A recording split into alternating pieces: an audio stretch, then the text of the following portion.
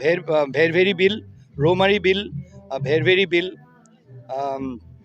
চালনবৰী বিল, তাৰপিছত টুকটুকি, আহোমগাঁও, গেৰেকণি বিল, এই গোটেইখিনি ধিং চাৰ্কলৰ অন্তৰ্গত আছে।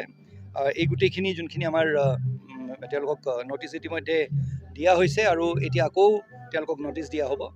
আৰু মই আশা কৰিছোঁ যে তেওঁলোকে যোনখিনি তেওঁলোকক চৰকাৰৰ তৰফৰ পৰা যোনখিনি আদেশ দিয়া হৈছে সেইখিনি তেওঁলোকে পালন কৰিব।